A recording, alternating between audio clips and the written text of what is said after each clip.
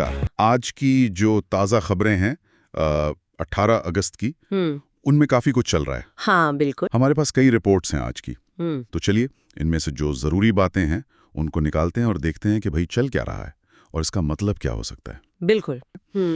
एक बड़ी खबर ये है कि एनडीए ने उपराष्ट्रपति पद के लिए अपना उम्मीदवार चुन लिया है, सीपी राधाकृष्णन। अच्छा, सीपी राधाकृष्णन। हाँ, वो अभी महाराष्ट्र के राज्यपाल हैं, तमिलनाडु से हैं और बीजेपी के पुराने वरिष्ठ नेता हैं। सुनने में तो यही आया है कि प्रधानमंत्री मोदी, गृह मंत्री अमित शाह और जो सहयोगी दल हैं उन सबके बीच उनके नाम पर सहमति बन गई है। अच्छा, नामांकन शायद 21 अगस्त को होगा।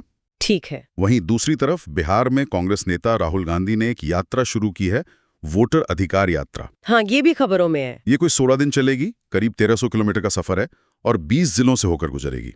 काफी लंबी यात्रा है। हाँ, और वो सीधे सीधे चुनाव आयोग पर पक्षपात का और वोटर लिस्ट में गड़बड़ी का आरोप लगा रहे हैं। समापन इसका 1 सितंबर को पटना में एक बड़ी रैली से होगा। और देखिए, इसी से जुड़ा एक और मामला है। बिहार में ही वोट चोरी के आरोपों पर विरोध प्रदर्शन हो रहे हैं। अच्छा, हाँ, राष्ट्रीय जनता दल और कांग्रेस दोनों का ये आरोप है कि चुनाव आयोग वोटर लिस्ट में हेरफेर कर रहा है। पिछले 5 दिनों से कई शहरों में रैलियां भी हुई हैं। अब जाहिर है चुनाव आयोग इन सारे आरोपों को गलत बता रहा है। वो तो कहेंगे ही। हाँ, उनका स्टैंड है कि भाई हम हर दल के साथ समान व्यवहार और निष्पक्षता बरतते हैं, गड़बड़ी के सभी आरोप निराधार है। उन्होंने अपनी जो समीक्षा प्रक्रिया है उसको भी स्पष्ट किया है। तो मतलब एक तरह से टकराव की स्थिति है वह। बिल्कुल, यहाँ साफ तौर पर राजनीतिक दलों और चुनाव आयोग के बीच एक टकराव दिख रहा है।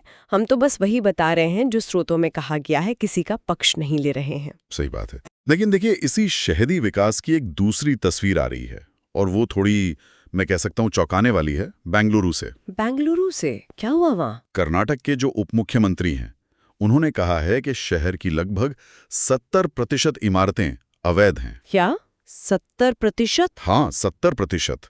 अब प्रशासन कह रहा है कि इन इमारतों का ऑडिट होगा, खासकर जो कमजोर हैं या अवैध हैं उनकी पहचान की जाएगी। मतलब इतनी बड़ी तादाद में अवैध निर्माण? हाँ, और ये कदम शायद इसलिए भी उठाया जा रहा है क्योंकि हाल में बारिश और भूकंप जैसी घटनाएं हुई हैं, तो चिंता बढ़ गई है। ये तो बहुत दिलचस्प है ना, एक बड़े मेट्रो शहर का इतना बड़ा हिस्सा 70% अवैध निर्माण पर टिका हुआ है। बिल्कुल।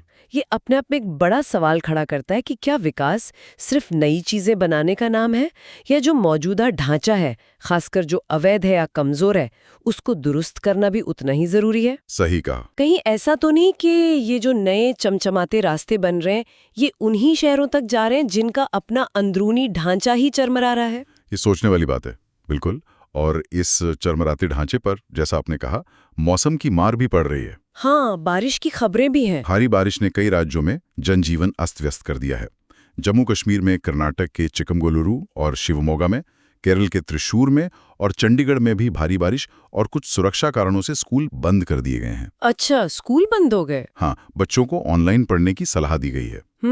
और मौसम विभाग ने तो अगले 48 घंटों के लिए जम्मू कश्मीर, कर्नाटक और केरल में भारी बारिश और बाढ़ का रेड अलर्ट भी जारी किया है। रेड अलर्ट मतलब स्थिति गंभीर है। हाँ, और जो राष्ट्रीय आपदा प्रतिक्रिया बल हैं, एनडीआरएफ, उनकी टीमें राहत कार्यों में लगी हुई हैं। ये खासतौर पर ऐसी आपदाओं से निपटने के लिए ही बनी है। और ये जो भारी बारिश और बाढ़ का असर है, ये सिर्फ भारत तक ही सीमित नहीं है। अच्छा।